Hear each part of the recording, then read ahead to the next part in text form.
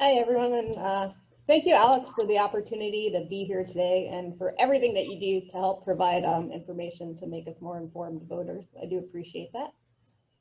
As a Homer resident for most of my adult life, I've worked for many of the small businesses in town, and I've seen firsthand how the oil production and state revenue crisis has affected us on the peninsula, how it's reduced road maintenance, cut the ferry system, caused property tax increases by shifting costs to our local government, and gutted our PFDs. And that's why I'm proud that our communities and here on the Kenai in District 31 had the highest number of Alaskans signed to put this initiative on the ballot.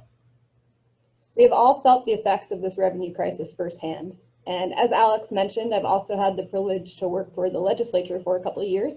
And I was kind of able to be a fly on the wall and watch the attempts to fix this broken oil tax system through the legislative process. Having seen both the effects in our communities and the utter failure of our legislature to fix this problem, I feel that this is one of the most important issues at stake in this election. Passing Ballot Measure 1 is an important step that Alaska needs to take this year. We're running out of time with our increasing deficits. Voting yes on 1 will save the PFD, schools, and jobs in our community by fixing our broken oil tax system.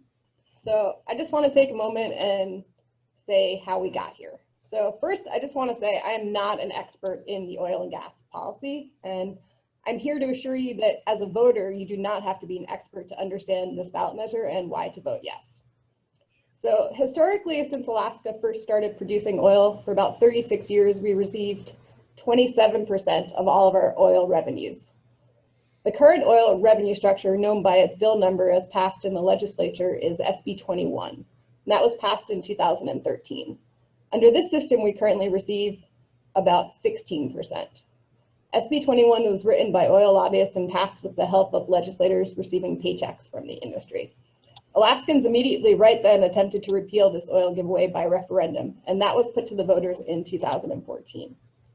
So to reassure voters and defeat that referendum, Big Oil, that time, spent millions of dollars and made 4 main promises: more jobs, more oil production, a stronger economy, and more money in the permanent fund.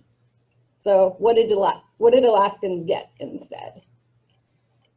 Oil companies cut 5,000 industry jobs. Oil production has fallen every year since. Our economy has plunged into a recession long before the current pandemic.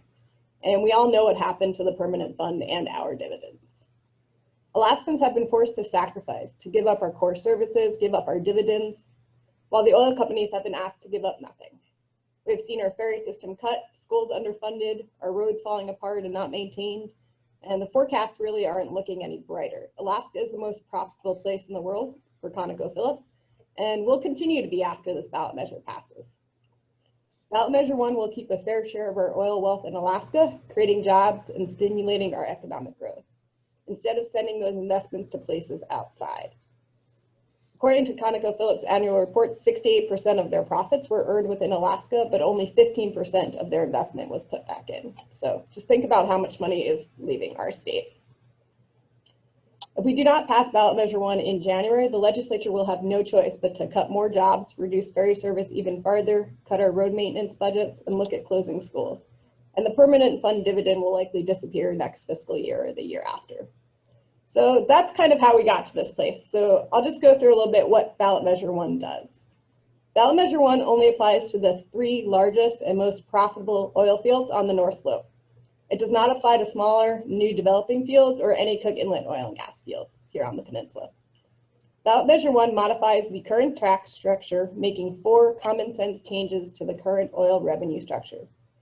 It raises the minimum tax rate, ends a specific subsidy called the per barrel credit, gives Alaskans transparency of process, and closes certain tax loopholes. So those are the 4 major things it does, and I'll quickly go into each one of those a little bit further. So the minimum tax. Ballot Measure 1 will raise the minimum tax from 4 to 10% with a little bit of progressive increases at much higher oil prices. And it will end the wasteful per barrel credits, which last year cost the state over $1 billion. So to put that in a little bit of perspective, the education budget for the state was roughly about $1 billion. So we paid more to subsidize the oil industry than to educate our children last year. It closes tax deduction loopholes that cost Alaskans millions of dollars each year. And this applies to a term called ring fencing, where You can use all of your tax deductions across all of the fields that you own on the North Slope, and you can use them against your tax liability in those very profitable fields. 30 seconds, Liz. All right. It will give us Alaskans the right to know basic details about the profitability of oil fields. I worked in the office responsible for writing that budget, and under the current law, our offices couldn't access the financial information needed to make those knowledgeable decisions. As Alaskans, we are partners in business with these companies, and what person doesn't want to know how their business partner is doing? So those are the 4 things that Ballot Measure 1 does, and that's my short summary of how we got here. The legislature hasn't been working for the people of Alaska for a while, and there's so much industry influence over our legislator that fixing those issues down there has not been possible. All aspects included in this initiative have been debated for years in the legislature and are not new concepts. These common sense reforms that will help save Alaska have had no success down in Juneau, and thousands of Alaskan citizens have decided to take action this year. Voting yes on 1 will save the PFD, schools, and jobs in our communities by fixing this broken oil tax system. We need to vote yes for Alaskan jobs, our ferries, our roads, our schools, and our dividends. Alaska's future stability depends on Alaskans maximizing our benefit for our natural resources as per our Constitution.